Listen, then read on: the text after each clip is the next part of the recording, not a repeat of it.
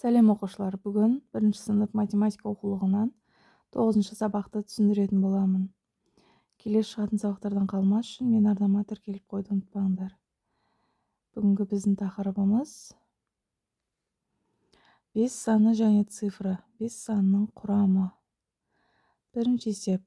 Әр суретке сәйкес сандардың қосындысын немесе айырмасын таңда. 5 алынған 2 тең 3, 5 алынған 1 тең 4. 1 қосылған 4 тең 5, 2 қосылған 3 тең 5. Екінші есеп. 5 санының құрамын айт, есепте. 4 қосылған 1 тең 5, 1 қосылған 4 тең 5. 5-тен 4 алсақ тең 1, 5-тен 1 алсақ тең 4. 2 қосылған 3 тең 5, 3 қосылған 2 тең 5. 5-тен алынған 2 тең 3, 5 алынған 3 тең 2.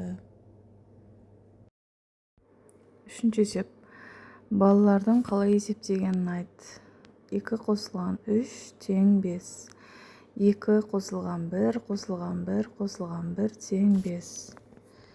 2 қосылған 1 қосылған 2 тең 5. 5 алынған 3 тең 2. 5 алынған 1 алынған 1 алынған 1 тең 2. 5 алынған 2 алынған 1 тең 2. 1 қосылған 4 тең 5, 1 қосылған 2 қосылған 2 тең 5. 5-тен 4 аламыз тең 1, 5-тен 2 аламыз, одан 2 аламыз тең 1.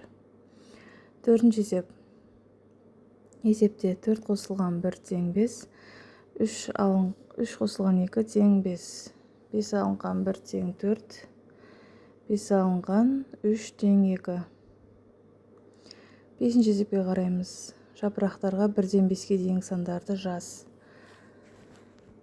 Достарыңмен бірге сан жазылған бір жапырақтан ал. Қатарға рет бойынша тұрыңдар. 1, 2, 3, 4, 5.